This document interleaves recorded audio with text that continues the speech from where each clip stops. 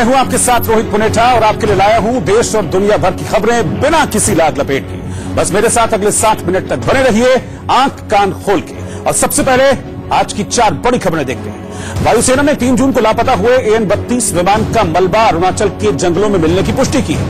मोदी सरकार अगले महीने से देश के मदरसों को मुख्य धारा की शिक्षा से जोड़ने की योजना पर काम करेगी और 5 साल में 5 करोड़ अल्पसंख्यक छात्रों को स्कॉलरशिप देगी। भारतीय टीम के ओपनर शिखर धवन चोट लगने के बाद क्रिकेट वर्ल्ड कप में अगले 3 हफ्तों तक नहीं खेल पाएंगे, जिससे भारत को बड़ा झटका लगा है। और अमिताभ बच्चन की तरह सिंगर अदनान सामी का भी ट्विटर अकाउंट हैक कर उनकी तस्वीर की जगह पाकिस्तान के प्रधानमंत्री इमरान खान की तस्वीर लगा दी गई है। और आइए अब करते हैं खबरों की शुरुआत। तो सबसे पहले बात कोलकाता की, जहां सीएम ममता बनर्जी ने समाज सुधारक ईश्वर चंद विद्यासागर की मूर्ति फिर से लगवाई है। विद्यासागर की मूर्ति 15 मई को अमित शाह के रोड शो के दौरान बीजेपी और टीएमसी कार्यकर्ताओं की झड़प के दौरान तोड़ दी गई थी, जिसके 26 दिन बाद ममता बनर्जी ने कॉलेज स्ट्रीट में कार्यक्रम रखा, जिसमें ईश्वर चंद विद्यासागर की नई प्रतिमा पर माल्यार्पण करने के लिए उन्होंने पहले साधु संतों को बुलाया।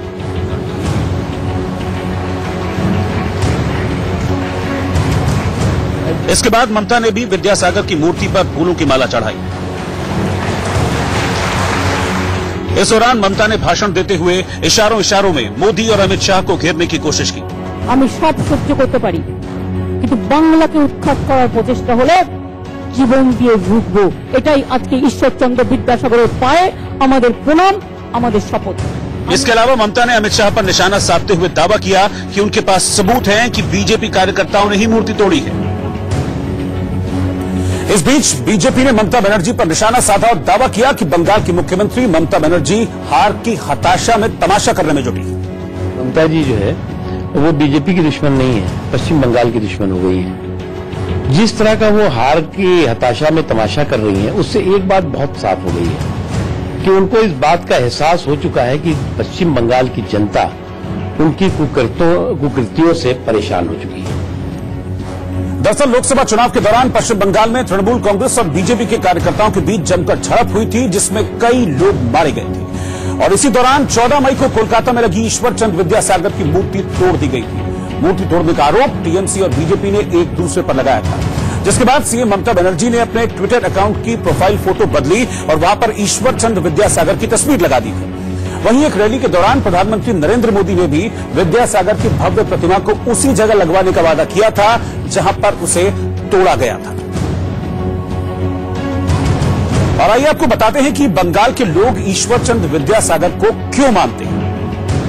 दरअसल 1820 में जन्म लेने वाले ईश्वर चंद विद्यासागर एक समाज सुधारक और स्वाधीनता संग्राम के सेनानी थे।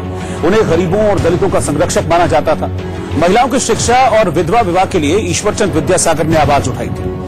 ईश्वर चंद की कोशिशों से 1856 में विधवा पुनर्विवाह कानून पास हुआ था। उन्होंने बाल विवाह का भी लगातार विरोध किया। इन्हें सुधारक के रूप में राजा राम मोहन राय का उत्तराधिकारी माना गया। और आंख कान खोल के मैं अब अगली खबर है राजस्थान के कोटा से, जहां के रामपुरा इलाके में बाजार में सरेआम एक युवक पर चाकूबाजी की गई। चाकूबाजी की वारदात सीसीटीवी में कैद हुई, जिसमें साफ दिखा कि 6 से ज्यादा बदमाशों ने एक युवक पर सरेआम जानलेवा हमला किया। युवक चिल्लाता रहा और बदमाश लगातार उस पर हमले करते रहे। युवक रहम की भीख मांगता रहा, लेकिन बदमाशों ने उसकी एक न सुनी। लाठी, डंडा और चाकू जो भी हमलावर के हाथ में आया, उससे वो युवक वार करते रहे। सीसीटीवी में कैद हुई ये वारदात कोचिंग शहर के नाम से मशहूर कोटा के क्लॉथ मार्केट की है। बताया जा रहा है कि गौरव नाम के युवक की कुछ लोगों से पुरानी रंजिश थी। युवक अपनी जान बचाने के लिए एक दुकान में घुसा, लेकिन बेखौफ बदमाशों ने उसे वहां भी नहीं छोड़ा और सभी एक साथ युवक पर टूट पड़े। जब युवक बेसुध हो गया तो बदमाश उसे छोड़कर रफू चक्कर हो गए। फिलहाल हमले में गंभीर रूप से घायल गौरव का अस्पताल में इलाज चल रहा है। उसके शरीर पर कुल 15 घाव आए। वहीं पुलिस मामले की जांच में जुटी है। इंग्लैंड में खेले जा रहे क्रिकेट विश्व कप के शुरुआती 2 मैचों में शानदार प्रदर्शन करने वाली टीम इंडिया को अब तगड़ा झटका लगा है। खबर यह है कि भारत के सलामी बल्लेबाज शिखर धवन चोट की वजह से अगले 3 हफ्ते तक टीम से बाहर हो गए हैं। धवन को ऑस्ट्रेलिया के खिलाफ मैच के दौरान बाएं हाथ के अंगूठे में चोट लग गई थी, जिसके बाद उनके अंगूठे का स्कैन कराया गया, जिसमें फ्रैक्चर की बात सामने आई है। इसके बाद डॉक्टरों ने उन्हें 3 हफ्ते आराम करने की सलाह दी है। इसीलिए वो विश्व कप में आगे होने वाले मैचेस में हिस्सा नहीं ले पाएंगे। ऑस्ट्रेलिया के खिलाफ मैच में भारत की जीत के हीरो शिखर धवन ही रहे थे। दर्द होने के बावजूद धवन ने 109 गेंदों में 117 रनों की शानदार पारी खेली। डॉक्टर वीरेंद्र कुमार को लोकसभा में प्रोटेम स्पीकर बनाया गया। बीजेपी सांसद डॉक्टर वीरेंद्र कुमार को 17वीं लोकसभा में प्रोटेम स्पीकर बनाया गया, जो सांसद चुनकर आए सदस्यों को शपथ दिलाएंगे। लखनऊ के लोक भवन में मुख्यमंत्री योगी आदित्यनाथ की अध्यक्षता में कैबिनेट की अहम बैठक हुई। बिहार के हाजीपुर में 24 घंटे में 5 बच्चों की जापानी बुखार से मौत हो गई। भोपाल के हनुमानगंज में एक लड़की से छेड़छाड़ के विरोध में लोगों ने थाने में जमकर हंगामा किया।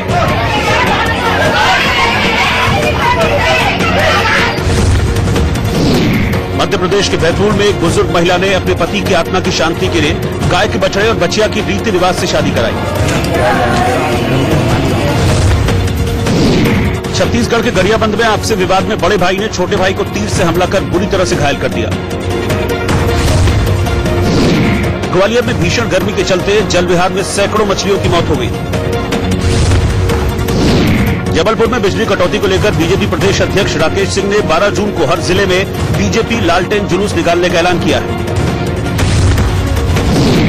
मुंबई पुलिस और महाराष्ट्र साइबर सेल ने अमिताभ बच्चन का ट्विटर हैंडल हैक होने के मामले की जांच शुरू कर दी है। सदी के महानायक अमिताभ बच्चन का एक हमशक्ल महाराष्ट्र के पुणे में दिखा, जिसने अपना वीडियो टिकटॉक पर शेयर किया। नमस्कार करता हूँ दिग्गज सज्जनों, मैं अमिताभ बच्चन नहीं हूँ। मेरा नाम है प्रोफेसर शशिकांत पिडवाल। मैं रहता हूँ पुणे में। पंजाब के संगरूर में 150 फीट गहरे बोरवेल में गिरे 2 साल के फतेहवीर की जान नहीं बचाई जा सकी। फतेहवीर की मौत के बाद गुस्साए परिजनों ने सरकार के खिलाफ प्रदर्शन शुरू कर दिया और राज्य की अमरिंदर सरकार के खिलाफ जमकर नारेबाजी की।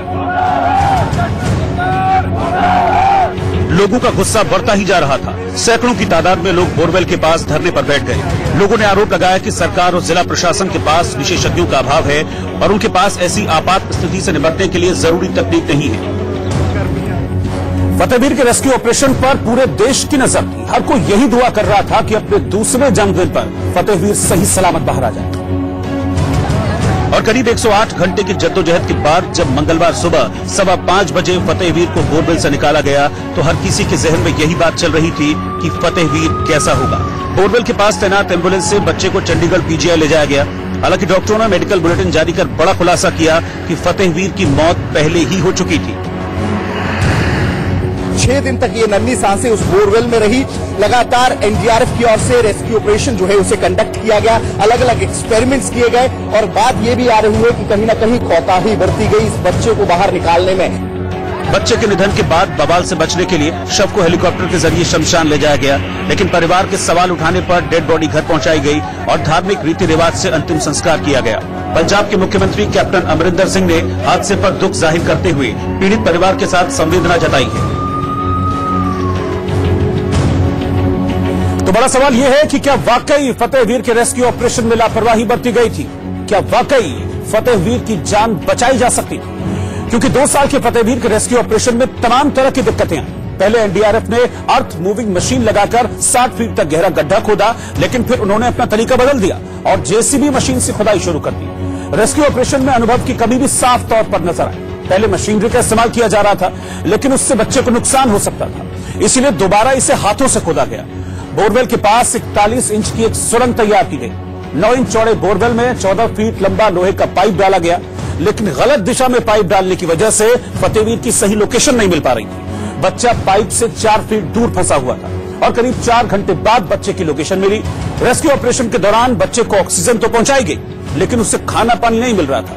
गुरुवार को खेलने के दौरान बोरवेल में गिरे फतेहवीर को बचाने के लिए वॉलंटियर्स, एनडीआरएफ और आर्मी की 119 असॉल्ट इंजीनियरिंग की टीम लगातार कोशिशों में जुटी हुई थी। इधर जम्मू कश्मीर के शेरखानियान इलाके में लकड़ी के गोदाम में भीषण आग लगने से करोड़ों का माल जलकर राख हो गया। बड़े नुकसान की वजह से फायर ब्रिगेड देरी से पहुंची, इसलिए बड़ा नुकसान हुआ। हालांकि मौके पर पहुंचे फायर कर्मियों ने लकड़ी के गोदाम में लगी आग को बुझाने की पूरी कोशिश की, लेकिन चारों तरफ चल रही तेज हवाओं की वजह से आग फैलती चली गई। आग ने लकड़ी के साथ साथ गोदाम में मौजूद ऑफिस को भी अपनी चपेट में ले लिया। फायर ब्रिगेड की महज 2 गाड़ियां और उनके पाइपों से निकलता कम पानी का प्रेशर धधकती आग के सामने नाकाफी साबित हो रहा था। घंटा सवा घंटा से कोई गाड़ी नहीं आई यहाँ पर। आग फिर हवा तेज चलने लगी, आग फैलने लगी, क्योंकि यहाँ पर मैक्सिमम मेरे पास देवदार का माल होता है। फिर हम जगह आपकी जो मोटरें चल रही हैं जिनकी स्पीड इतनी नहीं है पाइप पर पानी की, तो आप नहर में पानी लगाओ, आपके पास पंप होते हैं। इन्होंने कोई हमारी बात ही नहीं सुनी, हमारी कोई, और ये करोड़ों रुपए का नुकसान है। फायर ब्रिगेड की 8 गाड़ियों ने कड़ी मशक्कत कर करीब 4 घंटे बाद आग पर काबू पाया, लेकिन तब तक सब कुछ राख हो चुका था। गोदाम के मालिक का आरोप है कि अगर वक्त पर फायर ब्रिगेड की गाड़ियां पहुंच जाती तो शायद इतना नुकसान नहीं होता। प्रधानमंत्री नरेंद्र मोदी के लिए पाकिस्तान अपना एयर स्पेस खोलने को तैयार हो गया है। 26 फरवरी को बालाकोट एयर स्ट्राइक के बाद पाकिस्तान ने अपना एयर स्पेस पूरी तरह से बंद कर दिया था, लेकिन पीएम मोदी के किर्गिस्तान दौरे के लिए पाकिस्तान अपने एयर स्पेस का इस्तेमाल करने देने पर राजी हो गया है। दरअसल पीएम मोदी 13 जून को किर्गिस्तान के बिश्केक में होने वाले SCO यानी कि शंघाई कोऑपरेशन ऑर्गेनाइजेशन की मीटिंग में शिरकत करेंगे, जिसके लिए भारत ने पाकिस्तान से गुजारिश की थी कि वो नरेंद्र मोदी के किर्गिस्तान दौरे के लिए अपने एयर स्पेस के इस्तेमाल करने की इजाजत दे, क्योंकि किर्गिस्तान जाने के लिए पहले पाकिस्तान, फिर अफगानिस्तान और इसके बाद तजाकिस्तान का एयर स्पेस आता है। हालांकि बालाकोट एयर स्ट्राइक को 3 महीने से ज्यादा का वक्त बीत चुका है, लेकिन पाकिस्तान ने अब तक मात्र अपने 2 एयर स्पेस ही खोले हैं। दोनों एयर स्पेस दक्षिण पाकिस्तान से होकर गुजरते हैं। इससे पहले तत्कालीन विदेश मंत्री सुषमा स्वराज के लिए भी पाकिस्तान ने अपना एयर स्पेस खोल दिया था। इधर सोनिया गांधी बुधवार को रायबरेली जाएंगी। रायबरेली से फिर से सांसद बनी सोनिया गांधी मतदाताओं का आभार जताने के लिए बुधवार को अपने संसदीय क्षेत्र का दौरा करेंगी। कांग्रेस महासचिव प्रियंका गांधी 3 दिन के यूपी दौरे के दौरान लोकसभा चुनाव में हार की समीक्षा करेंगी। गोरखपुर के बड़हलगंज में एक युवक की हत्या के विरोध में परिजनों ने गोरखपुर वाराणसी हाईवे जाम कर दिया।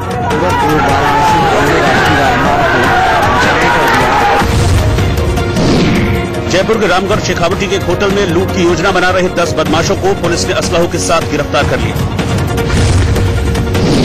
गाजियाबाद के गदाना गांव में बनी गौशाला में गर्मी की वजह से कई गोवंश की मौत हो गई।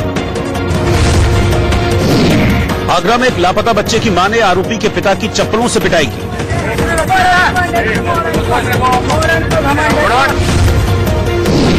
कश्मीर के लेह में सड़क हादसे में मारे गए 9 लोगों का भीलवाड़ा में विधि विधान से अंतिम संस्कार किया गया।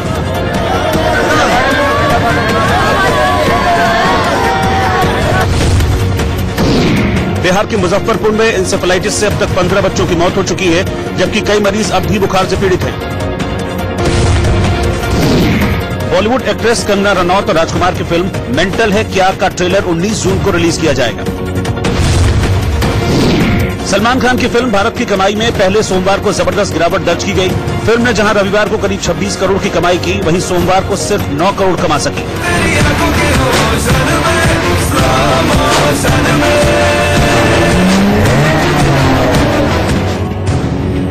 राजस्थान के श्रीगंगानगर में बस और ट्रक के आमने सामने की भीषण टक्कर हो गई। इस हादसे में 2 लोगों की मौत हो गई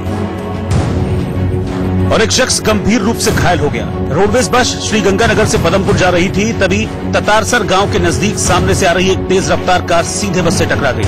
ये टक्कर इतनी भयानक थी कि कार का अगला हिस्सा बस के नीचे दब गया और कार के परखच्चे उड़ गए और सामने कार ड्राइव कर रहे युवक और उसके साथ बैठी मां की मौके पर ही मौत हो गई। आसपास मौजूद लोग जल्दी से गाड़ी की तरफ दौड़े और गाड़ी के पीछे मौजूद घायल युवक को बड़ी मुश्किल से बाहर निकालकर अस्पताल पहुंचाया, जहां उसकी हालत गंभीर बनी हुई है। तस्वीरों से साफ पता चल रहा है कि सड़क के बाईं तरफ काफी जगह थी, लेकिन जरूरत से ज्यादा रफ्तार होने की वजह से कार चला रहा युवक कार पर संतुलन नहीं रख पाया और रोडवेज बस से भिड़ गया। मौके पर पहुंची पुलिस ने गांव वालों की मदद से मृतकों के शव को गाड़ी से बाहर निकाला और पोस्टमार्टम के लिए भेज दिया।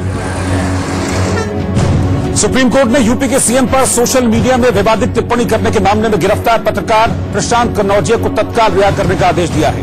मामले की सुनवाई करते हुए सुप्रीम कोर्ट ने पत्रकार प्रशांत कन्नौजिया को गिरफ्तार करने वाली यूपी पुलिस को भी फटकार लगाई है। सुप्रीम कोर्ट ने यूपी पुलिस की कार्रवाई पर सवाल उठाते हुए कहा कि आखिर उन्हें किन धाराओं के तहत गिरफ्तार किया गया है।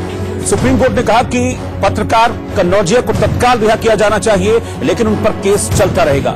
सुप्रीम कोर्ट ने यह भी कहा कि प्रशांत कन्नौजिया ने जो शेयर किया और लिखा, इस पर यह कहा जा सकता है कि उन्हें ऐसा नहीं करना चाहिए था। लेकिन एक ट्वीट के लिए उनको गिरफ्तार किए जाने की क्या जरूरत थी? सुप्रीम कोर्ट ने कहा कि संविधान ने लोगों की अभिव्यक्ति की पूरी आजादी दी है, जिसका कोई उल्लंघन नहीं कर सकता। प्रशांत की पत्नी जगीशा अरोड़ा ने इस गिरफ्तारी को सुप्रीम कोर्ट में चुनौती दी थी। मर्जी में कहा गया था कि पत्रकार पर लगाई गई धाराएं जमानती अपराध में आती हैं, ऐसे मामले में हिरासत में नहीं भेजा जा सकता। उधर शोपियां में 2 आतंकी मार गिराए गए। जम्मू कश्मीर के शोपियां में सुरक्षा बलों और आतंकियों के बीच हुई मुठभेड़ में 2 आतंकी ढेर हो गए। प्रधानमंत्री नरेंद्र मोदी पाकिस्तान के साथ तनाव के बीच उसके हवाई क्षेत्र का इस्तेमाल कर किर्गिस्तान के बिश्केक जाएंगे। यूपी के गोंडा में करनैलगंज तहसील के गांव में एक शादी समारोह में जहरीला खाना खाने से 100 से ज्यादा लोग बीमार हो गए। गाजियाबाद के बहरामपुर में गैस सिलेंडर में आग लगने से एक महिला ने अपनी सूझबूझ से 2 मासूम बच्चों की जान बचाई।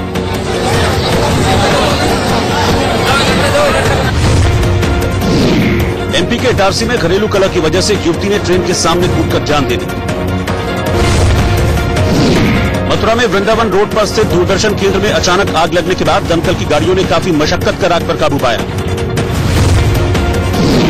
यूपी के कौशाम्बी में ग्रामीण बैंक के एक मैनेजर को प्रधानमंत्री मुद्रा लोन देने में गड़बड़ी का आरोप लगने के बाद हटा दिया गया। एक्टर करण ओबरॉय पर रेप का आरोप लगाने वाली महिला ने योशिवारा पुलिस स्टेशन में अपने 2 फोन सरेंडर कर दिए। फिर से मां बनी एक्ट्रेस ईशा देओल ने 10 जून को एक और प्यारी सी बेटी को जन्म दिया। मोदी सरकार ने अपने दूसरे कार्यकाल में अल्पसंख्यक छात्र छात्राओं को आगे बढ़ाने की दिशा में फैसला लिया है। अल्पसंख्यक मामलों के मंत्री मुख्तार अब्बास नकवी ने ऐलान किया कि अल्पसंख्यक समाज के सामाजिक आर्थिक सशक्तिकरण के लिए अगले 5 सालों में 5 करोड़ विद्यार्थियों को छात्रवृत्ति दी जाएगी। खास बात यह है कि हर साल छात्रवृत्ति पाने वाले 1 करोड़ लोगों में आधी संख्या लड़कियों की होगी। इनमें आर्थिक रूप से पिछड़े वर्ग की लड़कियों के लिए 10 लाख से ज्यादा बेगम हजरत महल बालिका छात्रवृत्ति भी शामिल है। इसके अलावा देश भर के मदरसों को मुख्य धारा की शिक्षा से जोड़ा जाएगा। इसके लिए अगले महीने से मदरसा शिक्षकों को देश के नामी संस्थानों से ट्रेनिंग दिलवाई जाएगी, ताकि वो मदरसों में मुख्य धारा की शिक्षा यानी कि हिंदी, अंग्रेजी, गणित और विज्ञान, कंप्यूटर आदि की शिक्षा ले सकें। तुष्टीकरण और सांप्रदायिकता की जो बीमारी थी उस बीमारी का खात्मा किया है और बीमारी का खात्मा करके समावेशी विकास और सर्वस्पर्शी विश्वास का माहौल पैदा किया है। 130 करोड़ हिंदुस्तानियों के विकास के लिए अल्पसंख्यक समाज बहुत बड़ी तादाद में है, उसके शैक्षणिक, सामाजिक, आर्थिक सशक्तिकरण के लिए हमें काम करना है। उत्तर प्रदेश की नोएडा पुलिस ने हनी ट्रैप कर लोगों को लूटने वाले चौकी इंचार्ज और 3 सिपाहियों समेत 15 लोगों को गिरफ्तार कर लिया। नोएडा के एसएसपी वैभव कृष्ण ने बताया कि ये पुलिसकर्मी एक गैंग बनाकर महिलाओं के हनी ट्रैप में फंसाकर राहगीरों से रिश्वत वसूलते थे। चौकी इंचार्ज एक अंकित नाम के अभियुक्त और एक अवाना, जिसका जो पहले जो नाम लिया गया था, देशराज अवाना उसका नाम है, इन दोनों के साथ मिलकर प्रॉपर एक गैंग संचालित कर रहा था, जिसमें कि इन लोगों ने प्राइवेट। एसएसपी वैभव कृष्ण के मुताबिक आरोपी दरोगा ऐसे ही अपराध पहले भी कर चुका है। सेक्टर 44 की चौकी से पहले जिस चौकी पर ये दरोगा तैनात था, वहां पर भी इस तरह के खेल को अंजाम दे चुका है। ये चौकी इंचार्ज जब से इस चौकी पर तैनात था, करीब मार्च प्रथम सप्ताह से, तब से तो धड़ल्ले से चल ही रहा था। उससे पहले भी जब ये चौकी विश टाउन पे थाना एक्सप्रेसवे पे तैनात था, संभवतः उस समय भी इसने इस तरीके की घटना की है। और आग कान खोल के में वक्त हो गया अभी एक छोटे से ब्रेक का, लेकिन ब्रेक के बाद आपको दिखाएंगे कहां सरेआम हुआ अपहरण।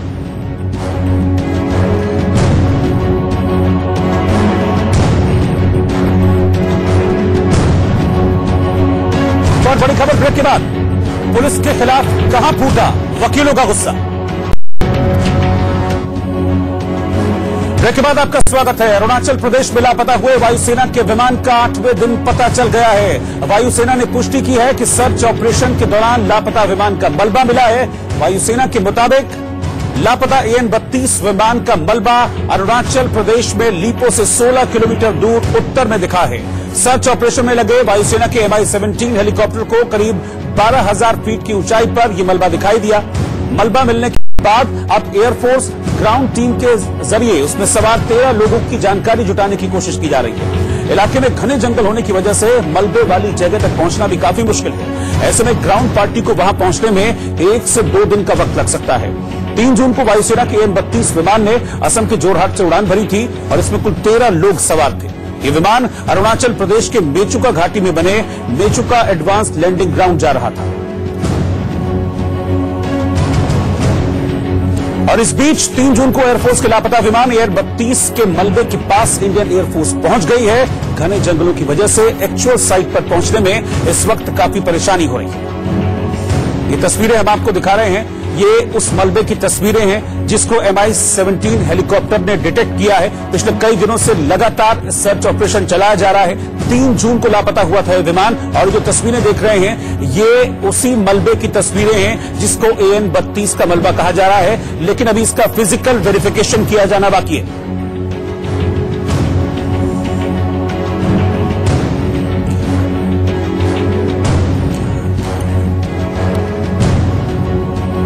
तो इस वक्त की बड़ी खबर आपको बता दें, AN-32 विमान जो कि 3 जून को लापता हो गया था उसका मलबा मिला है। और साथ ही साथ हम आपको बता दें कि फिलहाल इसके वेरिफिकेशन के लिए एक टीम को रवाना कर दिया गया है। सुमित हमारे संवाददाता इस वक्त हमारे साथ जुड़ रहे हैं। सुमित, क्या जानकारी है? MI-17 हेलीकॉप्टर ने डिटेक्ट किया है, कुछ मलबा जैसा इन तस्वीरों में नजर आ रहा है, एग्जैक्टली क्या है वहां पर?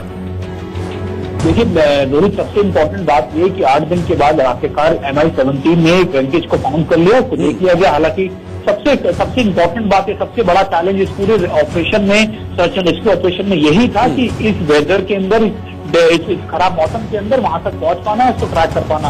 लेकिन इंडियन एयरफोर्स की टीम ने आज इसको ट्रैक कर पाया। हालांकि अभी भी जो टीम है, जो एक माउंटेनियरिंग दस्ता है, जो पर्वतारोहियों का एक दस्ता है इंडियन एयरफोर्स का, आर्मी का और लोकल का, वो बनाया गया ताकि फिजिकली वहां पर पेट्रोलिंग करके पहुंचा जा सके, क्योंकि ये सभी घने जंगल ऐसे हैं जहां पर उतरने के लिए किसी भी हेलीकॉप्टर के एयरक्राफ्ट की कोई जगह नहीं होती। तो अभी कहा यही जा रहा है क्योंकि रात में अभी तक जो टीम है वो वहां नहीं पहुंच पाएगी, तो सुबह जो है वो टीम वहां पहुंचेगी और फिजिकली ना सिर्फ वहां पर उन 13 लोगों की शिनाख्त करनी या फिर उन लोगों को ढूंढना है, इसके अलावा जो रैंक के यानी जो टुकड़े मिले हैं उसकी जांच करके ही आगे की चीज पता लग पाएगी। ठीक है सुमित, आप मेरे साथ बने रहिएगा, मैं आपके पास वापस आ रहा हूं। उससे पहले मैं तस्वीरें जरा दिखाना चाहूंगा। ये आप तस्वीरें जरा देखिए, ये वो मलबा है जिसको कहा जा रहा है कि ये AN-32 विमान का मलबा है। इस तस्वीर को मैं आपको दिखाना चाहूंगा। ये लाल घेरे के अंदर जो ये नजर आ रहे हैं, ये पोर्शन और एक ये पोर्शन, इन दोनों के लिए कहा जा रहा है कि ये AN-32 का मलबा है। इसको डिटेक्ट किया है MI-17 हेलीकॉप्टर्स ने इन दोनों को। हालांकि तस्वीर बहुत ज्यादा क्लियर इसलिए भी नहीं है क्योंकि बहुत दूर से ली गई है और अभी भी इस तक पहुंचने में वक्त लगेगा, क्योंकि बहुत घने जंगल है यहाँ पर, बहुत घना और बहुत डेंस इलाका है। इसलिए अभी जो एयरफोर्स की टीम है उसको रवाना कर दिया गया है। वो टीम पहुंचेगी और फिर इस मलबे के बारे में जो एग्जैक्ट जानकारी है वो निकलकर सामने आएगी। पिछले 8 दिनों से लगातार इस मलबे की तलाश हो रही थी और अब जाकर इसके बारे में कोई इंफॉर्मेशन मिल पाई है। सुमित लगातार हमारे साथ बने हुए हैं। सुमित, पिछले 8 दिनों के दौरान हमने देखा कि बहुत सी दिक्कतें आई, अब जाकर चलिए कामयाबी मिली है, एक आशा की किरण नजर आई है। लेकिन सवाल अभी भी यही है कि जो 13 लोग लापता थे उनका क्या होगा, क्योंकि अभी भी इस जगह में पहुंचने में बहुत सी परेशानियां हैं। बहुत घना जंगल है, बहुत डेंस इलाका है ये।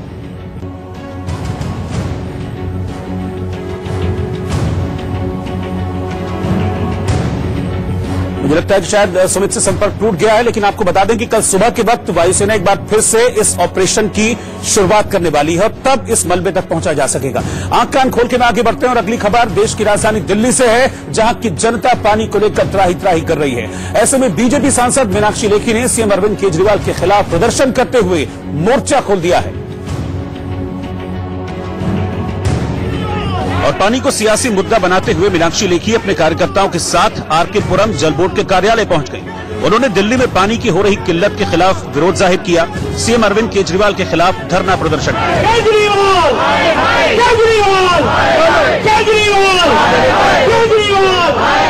उसके बाद विरोध के रूप में नारेबाजी करते हुए मटके फोड़े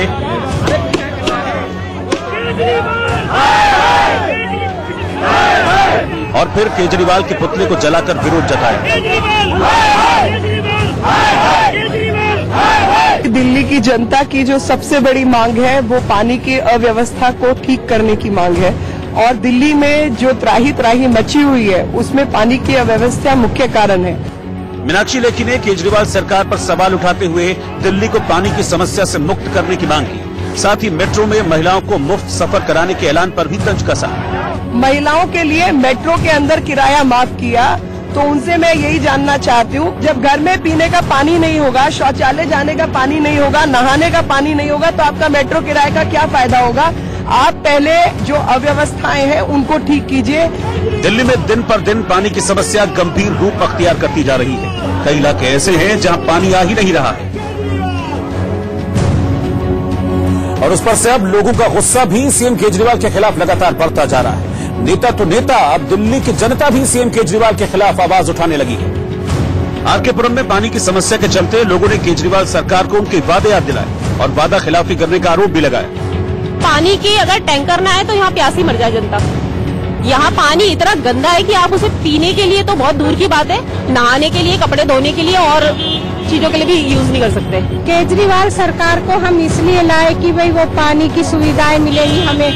इतने परेशान है, बिजली का बिल इतना दे रहे हैं। पानी एक बुनियादी सुविधा है और दिल्ली के चुनाव को देखते हुए बीजेपी दिल्ली की जनता की दुखती रग पर हाथ रख रही है। केजरीवाल के वोटों को साधने की पूरी कोशिश कर रही है।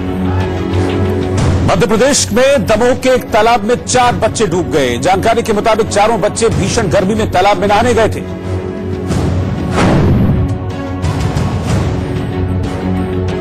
लेकिन नहाते नहाते चारों बच्चे तालाब में डूब गए, जिसकी खबर मिलते ही वहां भारी भीड़ जमा हो गई। पहले गांव वालों ने ही बच्चों की तलाश की, लेकिन जब उन्हें कामयाबी नहीं मिली तो गोताखोरों को बुलाया गया, जो लाठियों के सहारे तालाब के बीचों बीच उतरे और गहराई नापते हुए बच्चों की तलाश करने लगे। हालांकि कुछ लोग पुलिस प्रशासन और गोताखोरों के जरिए चलाए गए इस रेस्क्यू ऑपरेशन से नाराज भी दिखाई दिए।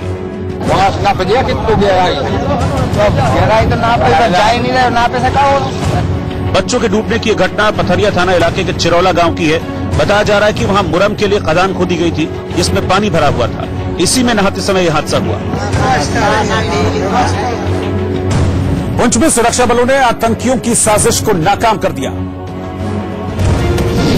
भारतीय सेना ने मंगलवार को जम्मू कश्मीर के पुंछ में आईईडी बम को डिफ्यूज कर आतंकियों के मंसूबों पर पानी फेर दिया।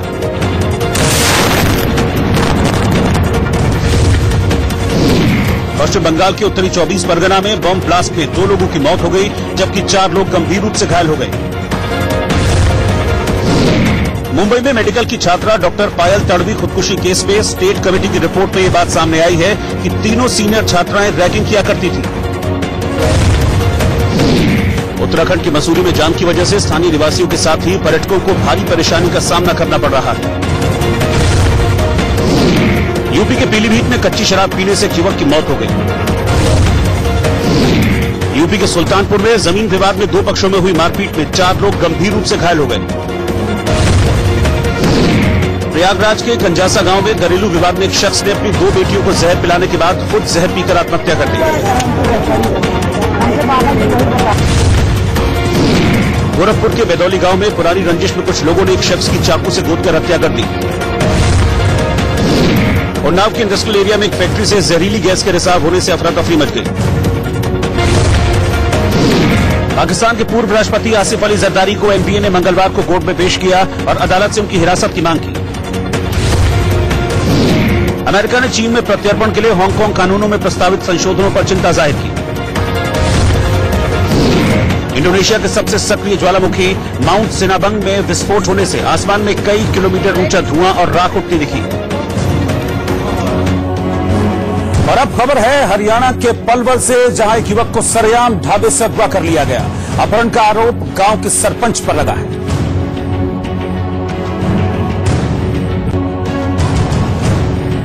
जिसकी तस्वीरें ढाबे के पास सीसीटीवी कैमरे में कैद हो गई। घटना पलवल के अल्लीगा गांव की है, जहां 6 जून को ढाबे के सामने एक सफेद कार रुकती है। कुछ हथियारबंद बदमाश उससे उतरते हैं। चारों तरफ हड़कंप मच जाता है। कुछ ही सेकंड में एक दूसरी कार भी पहुंचती है, उसमें से भी कुछ लोग बाहर निकलते हैं। कुछ ही देर में 4-5 युवक एक युवक को जबरदस्ती पकड़कर गाड़ी में बिठाकर ले जाते हैं। हथियारबंद आए, जो भी सबसे पहले धीर सिंह था, धीर सिंह सरपंच, उसके हाथ में रिवॉल्वर थी, किसी के हाथ में पौना था, किसी के पिस्टल, किसी का कट्टा, जो भी मैं सबको जानता हूँ उनको। उसके बाद वो जबरदस्ती मुझको लेकर गए वहां, जिसकी सीसीटीवी फुटेज भी हम पे। अगवा किए गए युवक का आरोप है कि गांव के सरपंच ने सिर्फ इसलिए उसकी पिटाई की क्योंकि उसने और उसके साथियों ने चुनाव में दूसरी पार्टी के लिए वोट डाला था। सरपंच ने कुल्हाड़ी लिया हाथ में अपने में, बोला कि बता कि तुझे बिल्कुल तेरे का हाथ पैर काट के फेंकेंगे। मैंने कहा भाई किस बात पे मार रहे हो?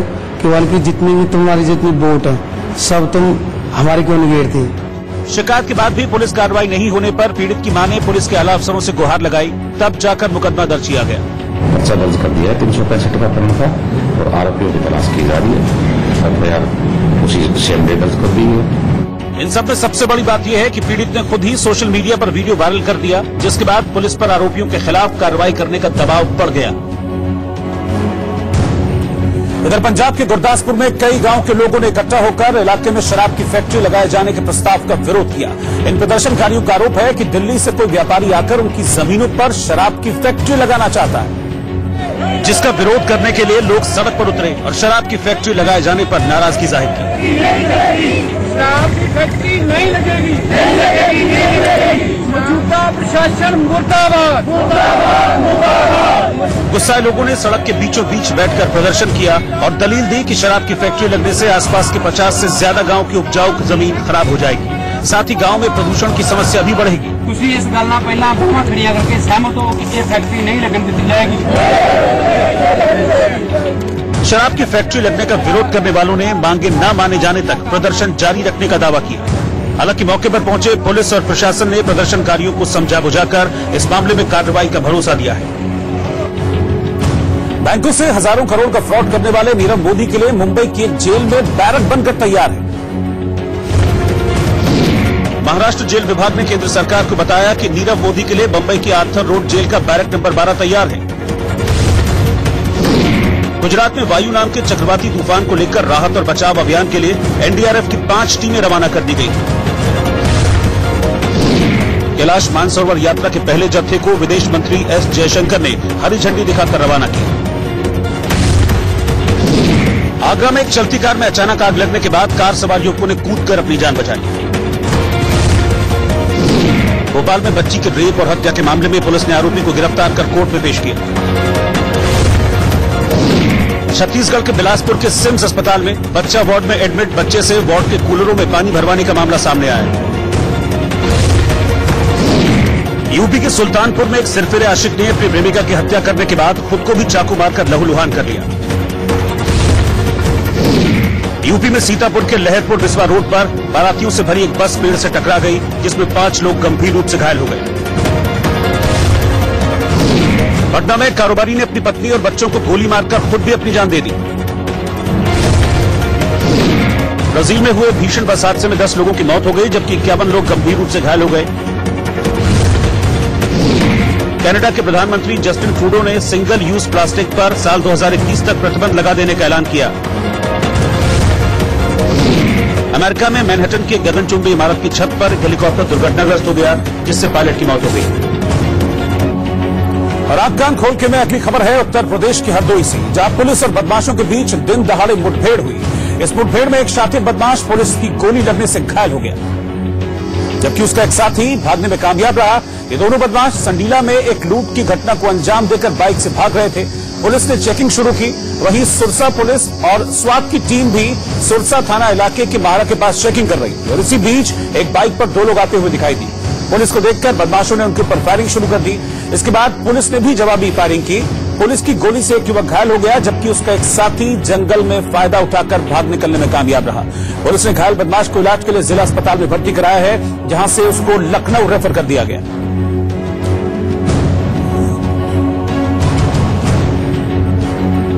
और आग कान खोल के में अगली खबर है उत्तर प्रदेश के मुजफ्फरनगर से, जहां एसएसपी ऑफिस पर को डिस्ट्रिक्ट बार एसोसिएशन के बैनर तले अधिवक्ताओं ने जिले में बढ़ रही आपराधिक घटनाओं पर आक्रोश जाहिर किया और हंगामा करते हुए इन लोगों ने जमकर प्रदर्शन किया। सैकड़ों की संख्या में अधिवक्ताओं ने हाथों में बैनर लेकर नारेबाजी की, हंगामा किया। बताया जा रहा है कि 3 जून को थाना नई मंडी कोतवाली इलाके से कुछ ही दूरी पर एक महिला अधिवक्ता के घर दिन दहाड़े बदमाशों ने घुसकर लाखों की चोरी कर ली थी, जिसके 1 हफ्ते बीत जाने के बावजूद अब तक मामले का खुलासा नहीं हुआ है। इस पर अधिवक्ताओं ने आज हंगामा कर दिया। पुलिस ने हंगामा बढ़ता देख वकीलों को किसी तरह समझा बुझाकर शांत किया और जल्द ही इस घटना के खुलासे का आश्वासन दिया।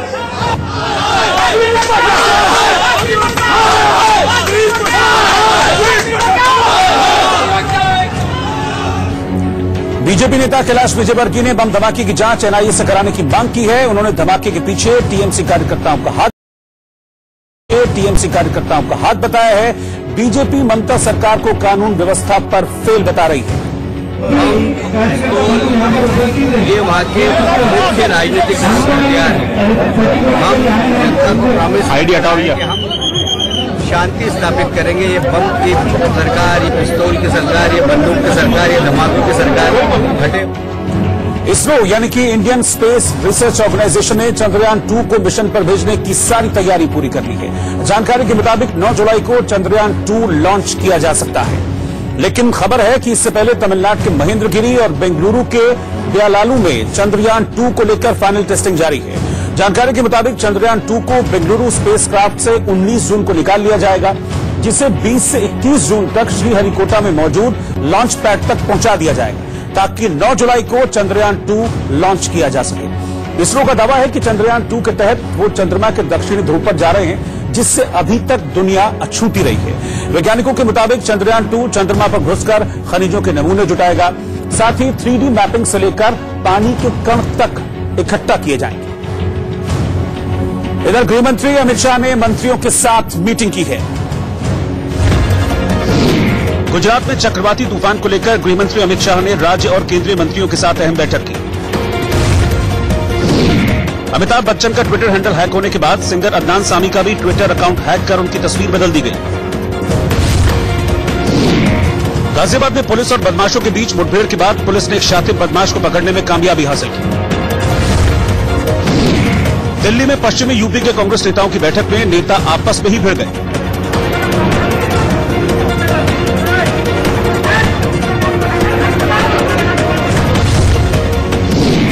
मंगलवार को शेयर बाजार तेजी के साथ बंद हुआ। सेंसेक्स 165 अंकों की तेजी के साथ 39,950 पर बंद हुआ, जबकि निफ्टी 42 अंकों की उछाल के साथ 11,965 पर बंद हुआ। भारत ने FIH series finals hockey tournament में उज्बेकिस्तान को 10-0 से हराकर सेमीफाइनल में अपनी जगह पक्की कर ली। राफेल नडाल अपना 12वां फ्रेंच ओपन खिताब जीतने के बाद भी टूर्नामेंट के सेमीफाइनल में पहुंचने वाले नोवाक जोकोविच को जारी नवीनतम ATP रैंकिंग में पछाड़ नहीं पाए। उत्तर प्रदेश की नोएडा पुलिस ने हनी ट्रैप कर लोगों को लूटने वाले चौकी इंचार्ज और 3 सिपाहियों समेत 15 लोगों को गिरफ्तार किया है। नोएडा के SSP वैभव कृष्ण ने बताया कि ये पुलिसकर्मी एक गैंग बनाकर महिलाओं के हनी ट्रैप में फंसाकर राहगीरों से रिश्वत वसूलते थे। इस हनी ट्रैप में एक दरोगा, 2 सिपाही समेत 15 लोगों को गिरफ्तार किया गया है। नोएडा के सेक्टर 44 की पुलिस चौकी पर 3 आरोपियों को 50,000 रुपए रिश्वत लेते हुए पकड़ा गया। SSP के मुताबिक करीब 3-4 दिन पहले सूचना मिली थी कि सेक्टर 44 की पुलिस चौकी के बाहर एक ऐसा गैंग है जो लोगों पर झूठा रेप केस लगाकर उनसे पैसों की वसूली करता है, जिसमें एक लड़की सेक्टर 44 पुलिस चौकी से जा रहे किसी भी शख्स की कार को रुकवाकर उसकी कार में बैठकर थोड़ी दूर चलकर ऐसी जगह पर उतरती थी जहां सेक्टर 44 पुलिस चौकी की PCR खड़ी होती थी। कार से उतरने के बाद वो लड़की PCR पर तैनात पुलिसकर्मियों से शिकायत करती कि उसके साथ रेप हुआ है। इस सूचना पर PCR पर तैनात पुलिसकर्मी उस लड़की और आरोपी को चौकी ले आते थे, जहां पर लड़की पक्ष की तरफ से भी कुछ लोग पहुंच जाते थे। इसके बाद ब्लैकमेलिंग का खेल शुरू होता था और केस को रफा दफा करने के नाम पर लोगों से पीड़ित से रिश्वत ली जाती थी। इस मामले में चौकी इंचार्ज सेक्टर 44 सुनील शर्मा, 3 सिपाही मनोज, अजयवीर, देवेंद्र और PCR के 3 प्राइवेट ड्राइवर और 2 महिलाओं को मिलाकर कुल 15 लोगों को गिरफ्तार कर लिया गया। और कर्नाटक के शिवमोगा में MLC और म्युनिसिपल कमिश्नर में तीखी नोकझोंक की तस्वीरें सामने आई हैं। कुमारस्वामी सरकार में मंत्री DC तमन्ना के सामने MLC अयनूर मंजूनाथ ने महिला IS से बदतमीजी की। मंजूनाथ का आरोप है कि राज्य में बढ़ते निपाह वायरस से निपटने में निगम ने कारगर कदम नहीं उठाए, जिससे लोग अपनी जान गंवा रहे हैं।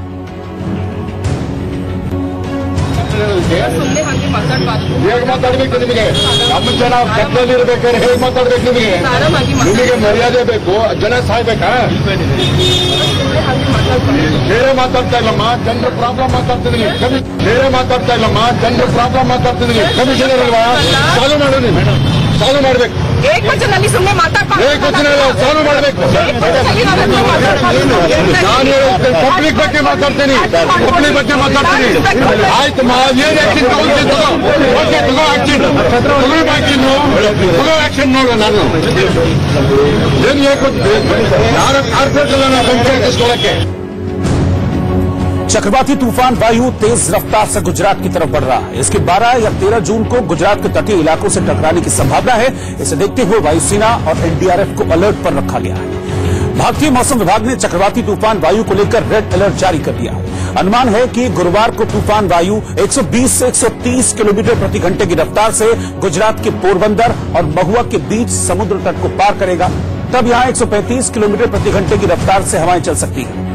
साथ ही समंदर में 1 से 1.5 फीट ऊंची लहरें उठने की आशंका भी इस दौरान जाहिर की जा रही है। तूफान की वजह से अहमदाबाद, राजकोट समेत तटवर्ती इलाके वेरावल, भुज और सूरत में जबरदस्त बारिश हो सकती है। मौसम विभाग ने तूफान के खतरे को देखते हुए कोंकण और गोवा में 11 जून के लिए येलो अलर्ट, 12 जून के लिए ऑरेंज अलर्ट और 13 जून के लिए रेड अलर्ट की चेतावनी जारी की है। गुजरात सरकार ने भी हाई अलर्ट जारी करते हुए सौराष्ट्र और कच्छ इलाकों में एनडीआरएफ के जवानों को तैनात किया है। तटीय इलाकों में मछुआरों को अगले कुछ दिनों तक समुद्र में नहीं जाने की सलाह भी दी गई है। और इस बीच